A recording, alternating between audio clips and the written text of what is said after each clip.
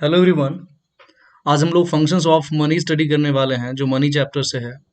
But इस video को देखने से पहले मैं आपको सजेस्ट करूंगा कि मनी के ऊपर ऑलरेडी मैंने मनी सप्लाई और बार्टर सिस्टम के ऊपर वीडियोस मैंने डाल दिए हैं। So for to understand the concept of money clearly आप उन वीडियोस को देख सकते हैं। ठीक है, चलिए डिस्कस करते हैं आज की क्लास। मैं Mukesh Bharti and today I am going to discuss functions of money with you, right.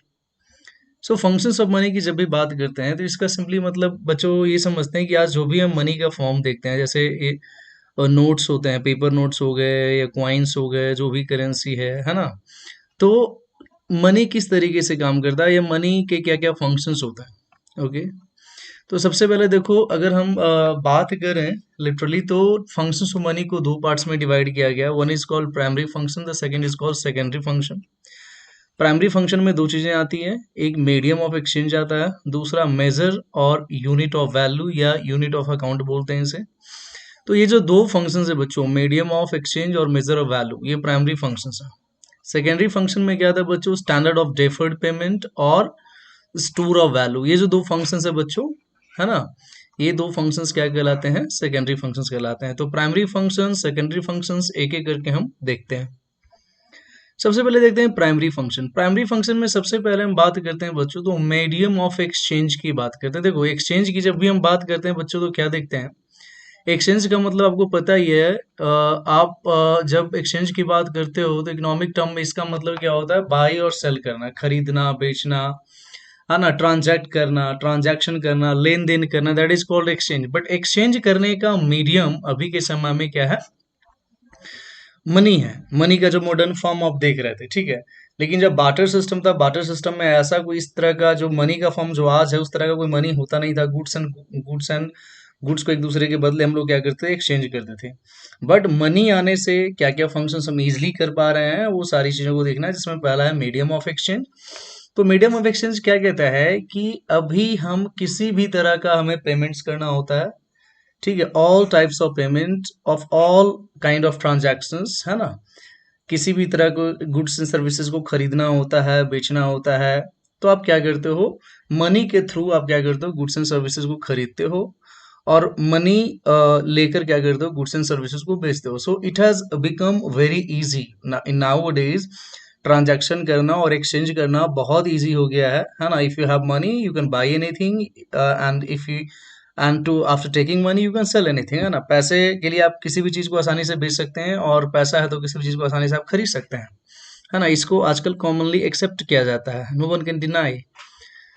और ये बहुत ही बेसिक फंक्शंस ऑफ मनी है, ठीक है। और आज क्या हो गया है कि बायर कैन बाई गुड्स, खरीदने, एक जो खरीदने वाला व्यक्ति है गुड्स को खरीद सकता है पैसे से, और एक जो सेलर है वो पैसे के लिए गुड्स एंड सर्विसेज क्या करता है, आसानी से बेच सकता है। It means now the market has separated, है ना।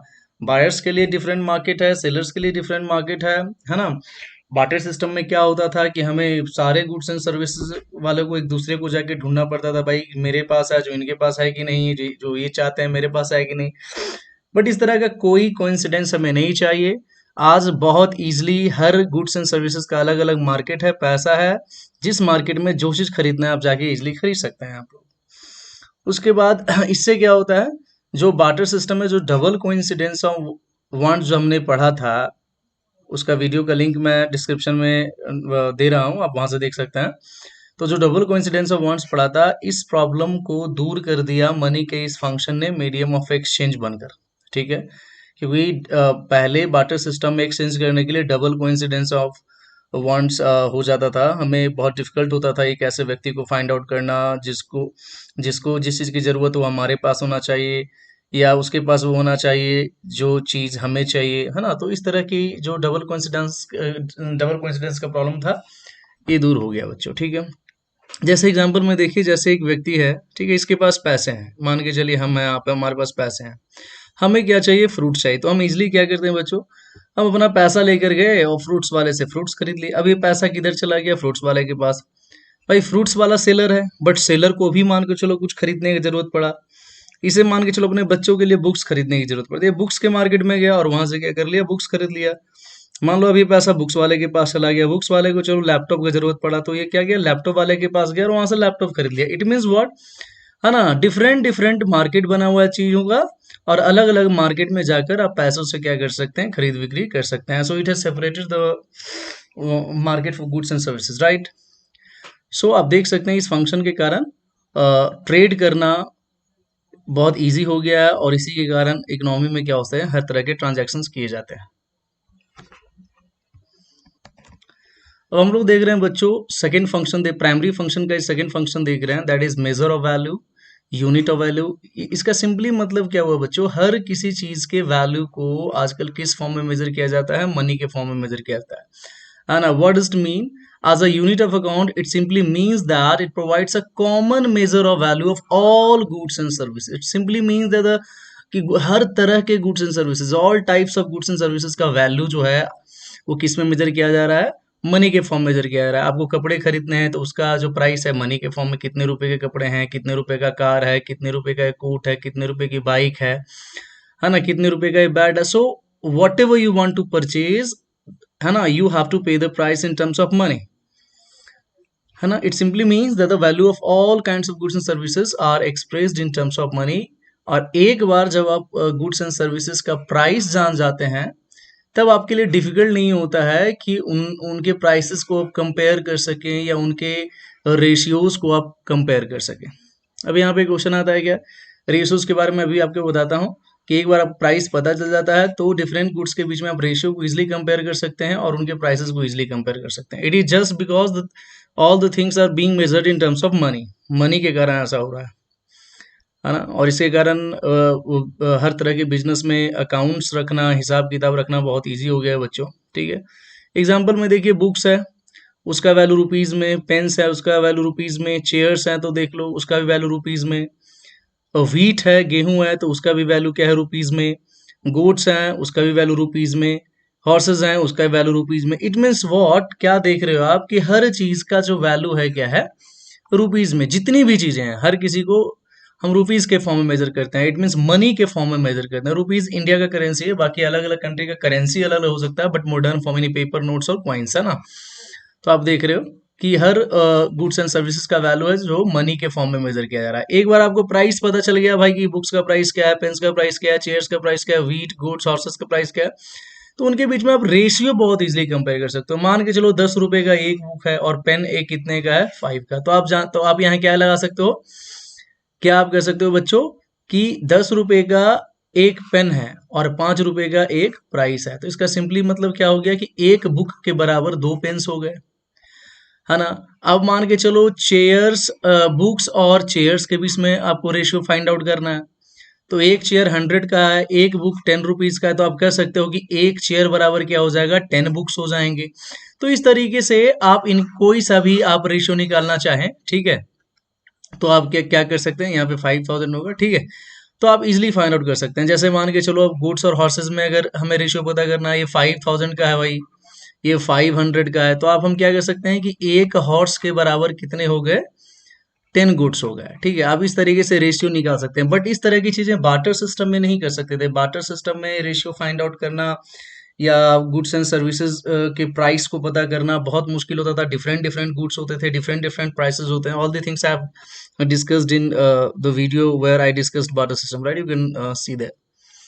ओके, तो आपको ये पॉइंट समझ में आ गया होगा कि मेजर ऑफ वैल्यू या यूनिट ऑफ वैल्यू मनी का फंक्शन है, और इसके कारण क्या होता है, एक्सचेंज रेशियो फाइंड आउट करना इजी होता है, प्राइसेस को कंपेयर करना इजी हो जाता है, बिजनेस अकाउंट्स को मेंटेन करना इजी हो जाता है। ओके, नेक्स्ट हम लोग चलते हैं सेकेंडरी फंक्शन बच्चों। सेकेंडरी फंक्शन ऑफ मनी में क्या देखते हैं, इसमें सबसे पहला देखो स्टैंडर्ड ऑफ डेफर्ड पेमेंट आता है। देखो ये बार्टर सिस्टम मैंने बहुत अच्छे तरीके से समझा दिया, but once again I make it very clear to you. Okay, when it comes to deferred payment, the students most of the time gets confused. Okay, so deferred payment का मतलब क्या होता है, फ्यूचर पेमेंट, है ना। आप transaction तो present में करते हो, बट उसका पेमेंट जो करना होता है आपको फ्यूचर में करना होता है। तो deferred payment simply means the payment which are to be made, which are to be done in future. Okay, और स्टैंडर्ड का मतलब होता है भाई इसका फ्यूचर पेमेंट करना का क्या स्टैंडर्ड है, क्या मेथड है, क्या मनी ऐसा कर पाता है। तो यस, मनी डेफर्ड पेमेंट के स्टैंडर्ड के फॉर्म में मेजर करता है। तो स्टैंडर्ड डेफर्ड की जब भी बात करते हैं तो सिंपली क्या करते हैं, देख लीजिए यहाँ पे payments to be made in future. Okay, for example क्या है बच्चों, यहाँ पे देखो बाई नाउ पे लेटर, बहुत जगह ऑप्शन होता है ना, आप इंस्टॉलमेंट पे आप देखोगे बहुत आता है कि आप मोबाइल इंस्टॉलमेंट पे खरीद लो, तो कपड़े इंस्टॉलमेंट पे खरीद लो, तो कार इंस्टॉलमेंट पे खरीद लो, तो हम घर इंस्टॉलमेंट पे खरीद लो। इट मीन्स व्हाट, हम आपको वो चीज अभी दे देंगे, मोबाइल अभी दे देंगे, बट यू जस्ट पे इन फ्यूचर, 1 महीने बाद, 2 महीने बाद, 4 महीने बाद, या हर महीने करके आप पेमेंट करो। तो जब हम डेफर्ड पेमेंट की सिंपली बात करते हैं तो याद रखना बाई नाउ पे लेटर वाली बात होती है। जैसे होम लोन की हम बात करते हैं, मोबाइल फोन ऑन इंस्टॉलमेंट हम लोग खरीदते हैं, राइट। हम लोग क्रेडिट कार्ड, देखो क्रेडिट कार्ड भी डिफर्ड पेमेंट की बात करता है। आप क्रेडिट कार्ड यूज करते हो तो आपको 1 महीना 1.5 महीने का टाइम मिल जाता है वापस देने के लिए, तो भी एक तरह का डिफर्ड पेमेंट हो जाता है बच्चों के। तो अब हम क्या देख रहे हैं यहाँ पे, मनी के कारण क्या आ रहा है कि हम पेमेंट को फ्यूचर में कर सकते हैं, है ना। आप ट्रांजैक्शन करंट में करोगे बट पेमेंट हम फ्यूचर में कर सकते हैं, इसीलिए मनी क्या हो चुका है, स्टैंडर्ड ऑफ डेफर्ड पेमेंट बन चुका है, इसको माना जाता है, okay. And as a standard of deferred payment money facilitates the act of borrowing and landing. देखो ये जो एक्ट है ना बच्चों, इसके कारण ये मनी का जो फंक्शन है स्टैंडर्ड ऑफ डेफर्ड पेमेंट, इसके कारण लेंडिंग और बोरोइंग करना बहुत इजी हो गया है आज के समय में, बहुत इजी हो गया। बाटर सिस्टम में it use to be very difficult, ये मैंने उस वीडियो में डिस्कस कर दिया है, ठीक है, आप देख सकते हैं। बट आज के समय में लेंडिंग बोरोइंग करना बहुत इजी हो गया स्टैंडर्ड ऑफ डेफर्ड पेमेंट होने के कारण, ओके। और इसी की वजह से फाइनेंशियल, आज के समय में जितने भी आप फाइनेंशियल इंस्टीट्यूशंस देख रहे हो जो लेंडिंग और बोरोइंग करते हैं, वो सब इसी मनी के इसी फंक्शन के कारण क्रिएट हुए हैं। जैसे कि जैसे आपने बजाज फाइनेंस का नाम सुना होगा, है ना, ये क्या करता है, ये लोन वगैरह देने का काम करता है। आपने मुथूट फाइनेंस का देखा होगा कि भाई सोना रखो और पैसे ले जाओ, है ना। आपने LIC हाउसिंग का नाम सुना होगा, वो भी होम लोन वगैरह प्रोवाइड करते हैं, ठीक है। ये आपने बहुत तरह के बैंक्स, जितने भी बैंक्स होते हैं वो लेंडिंग बोरोइंग का काम करते हैं। आपको लोन लेना होता है तो या तो आप इन सारे फाइनेंशियल इंस्टीट्यूशन के पास जाते हैं, या बैंक बैंक भी एक फाइनेंशियल इंस्टीट्यूशन होता है, इसके पास जाते हैं। तो ये सब जो जितने भी आपने फाइनेंशियल इंस्टीट्यूशन देखा बच्चों, है ना, ये सारे फाइनेंशियल इंस्टीट्यूशन जो हैं बच्चों, ये मनी के इसी फंक्शन के कारण है, ठीक है। अब यहाँ पे देखो, जैसे मान के चलो एक लेंडर है, तो बैंक क्या हो गया, एक लेंडर हो गया। अब यहाँ मान के चलो कोई व्यक्ति है जो लोन लेने जाता है ना, किसी भी पर्पज से लोन लेने जाता है, तो बैंक हो गया लेंडर, ये हो गया बोरोवर, राइट। अब ये क्या करता है, लोन लेता है। मान के चलो कि भाई 10 lakhs का लोन लेता है, और ये 5 years के लिए लेता है, 5 साल के लिए लोन लेता है, ठीक है। तो जब 5 साल बाद जब ये वापस करेगा बच्चों, तो साथ में 10 लाख तो जाएगा ही जाएगा, प्लस में उसके लिए क्या जाएगा, इंटरेस्ट। और ये हिसाब किताब करने में कोई दिक्कत नहीं है ना, मतलब कोई प्रॉब्लम नहीं होता है, इजीली आप लोन ले सकते हैं। मनी एक ऐसा फॉर्म है कि लोन आसानी से मिल जाएगा, और आसानी से आप इंटरेस्ट के साथ पेमेंट कर दे। बाटर सिस्टम की तरह नहीं है कि हमने गेहूं के फॉर्म में या चावल के फॉर्म में लिया है, 5 साल तक हमको उसी क्वालिटी का वापस करना है। क्वालिटी खराब हो जाए तो दिक्कत है, चावल नहीं रहे तो दिक्कत है। तो इस तरह की दिक्कत यहाँ पे नहीं होता। It is the best form of money, and it acts as a standard of deferred payment, right. अब दूसरा फंक्शन वो देखेंगे बच्चों, स्टोर ऑफ वैल्यू, है ना। ये सेकेंडरी फंक्शन का सेकंड फंक्शन है, स्टोर ऑफ वैल्यू, या इसको हम असेट फंक्शंस ऑफ वही भी बोलते हैं। देखो स्टोर ऑफ वैल्यू की हम बात करते हैं बच्चों, तो सिंपली किसकी बात करते हैं, स्टोर का मतलब हो गया सेव करना, जमा करके रखना। इसका सिंपली मतलब क्या है कि आप जब अभी मान के चलो 10 लाख, मान के चलो 1 लाख रुपए आप बैंक में जमा करवा दिए, है ना, ये, और उसे आपने क्यों जमा करवाया कि मैं 2 साल बाद या 5 साल बाद अपने बच्चे की पढ़ाई में यूज करूंगा, या किसी की शादी में यूज करूंगा। तो यानी आपने जब उसको स्टोर कर लिया ना, इसका मतलब उसका परचेजिंग पावर आपने स्टोर कर लिया, है ना। और उस परचेजिंग पावर को, यानी उसके अंदर, उस पैसे के अंदर जो खरीदने की शक्ति है, उसको आप क्या कर सकते हो, फ्यूचर में यूज कर सकते हो। तो देखो मनी कितना अच्छा है कि आज हमारे पास पैसा है, उसको हम बचा के रखेंगे तो फ्यूचर में उसको यूज कर सकते हैं, 10 साल बाद, 20 साल बाद भी यूज कर सकते हैं। बट बार्टर सिस्टम में तो भाई अगर आपके पास बकरी है, चाहे आपके पास अनाज है, तो 10 साल उसको रखेंगे तो भाई वो तो खराब हो जाएगा, सड़ गल के खत्म हो जाएगा। तो बार्टर सिस्टम में स्टोर करके रखना बहुत मुश्किल होता था चीज़ों को फ्यूचर पर्पस के लिए। बट स्टोर ऑफ वैल्यू में क्या हुआ, it is very easy to store value in terms of money, right. और बार्टर सिस्टम में मैंने बता ही दिया, ये डिफिकल्ट टास्क होता था स्टोर करना चीज़ों को, वैल्यूज को। लेकिन पैसा आने के बाद क्या हुआ बच्चों, सेविंग को हम मनी के फॉर्म में करने लगे, एंड इट बिकेम इजी। सो हम क्या कहते हैं, देखो मनी के अंदर पोर्टेबिलिटी होती है। पोर्टेबिलिटी का मतलब इजिली आप एक जगह से दूसरी जगह ले जा सकते हैं अपने सेविंग को। आपके पास, भाई मेरे पास 1 लाख रुपए है बैंक में है, तो भाई मैं दिल्ली में हूँ तो भी उसे यूज कर सकता हूँ। मुंबई में है तो मेरे पास मोबाइल है, अकाउंट है, जहां जाऊंगा, जहां मेरे साथ रहेगा पैसा, तो पोर्टेबिलिटी उसके अंदर, और उसे पैसा जमा करने के लिए बहुत ज़्यादा स्पेस का ज़रूरत नहीं होता है ना। बैंक में जमा कर दो, है ना, बहुत सारे पैसे बैंक में जमा हो जाते हैं। घर में भी रखेंगे तो ज़्यादा स्पेस नहीं लेगा, ठीक है।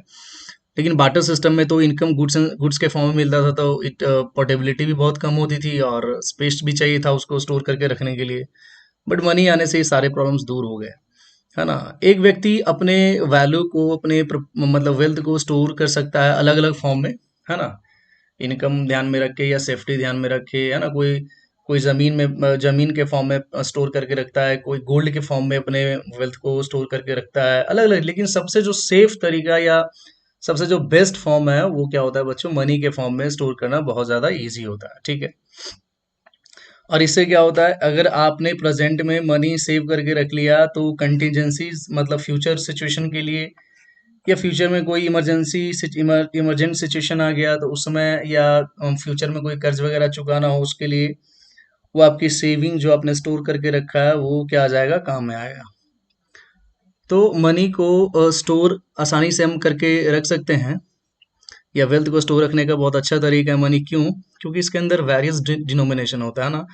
आप जानते हो कॉइन्स होते हैं, 10 का नोट, 20 का नोट, 50 का नोट्स, 100 का नोट्स, है ना, 500 का नोट्स, 2000 का नोट्स। तो वेरियस डिनोमिनेशन में अवेलेबल है, तो यूज करना बहुत ईजी होता है, सेव करना बहुत ईजी होता है, पोर्टेबिलिटी होता है, easily you can carry from one place to another place, doesn't require much space, है ना। आप आसानी से इसको कैरी कर सकते हैं।